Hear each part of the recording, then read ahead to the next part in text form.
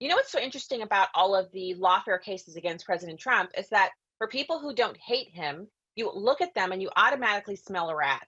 Well, now that he has been reelected to the presidency and will go back to 1600 Pennsylvania Avenue as his primary residence in just a couple of short months after the holidays, all of the cases are now being suddenly, summarily wrapped up.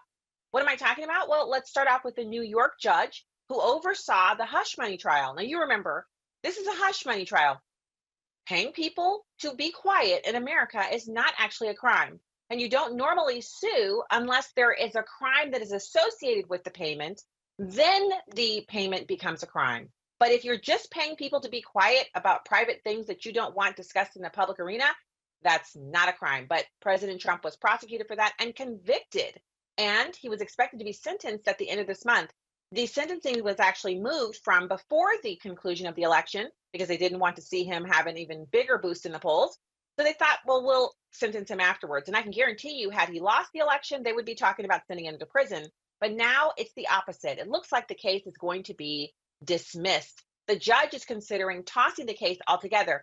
And just in case you're wondering if this is a right-wing media fever swamp, no, my friends, this is being reported over at Mediaite.com, the place where they like to showcase their hatred for people like myself. You have them reporting that President-elect Donald Trump may get another victory out of his electoral win if an upcoming hearing goes his way. This New York judge is now saying that, this felony conviction, all of them, may be tossed. And his win will be bolstered by one of his legal arguments. And CNN was reporting on this as well. Trump was convicted in May on 34 counts of falsifying business records relating to payments made to former pornography star Stormy Daniels. The country's 45th president is said to be sentenced on November 26th.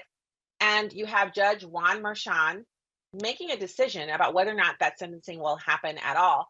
CNN's chief legal affairs correspondent Paula Reed was talking about this yesterday when she was discussing Merchan's deadline set for next week.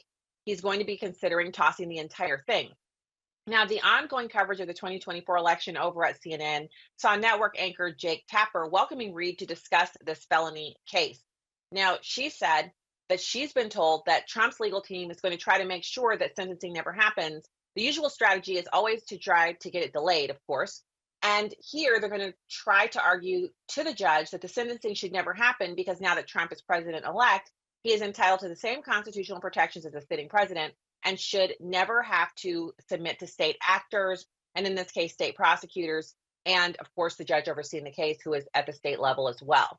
Now, the deadline of November 12th is given by Judge Merchan to decide if the conviction against Trump should be tossed based on the Supreme Court's recent ruling that presidents have immunity for actions taken while in office. If he tosses the conviction, there'll be no sentencing. But if the sentencing continues to go forward, that's the argument that the Trump team will make.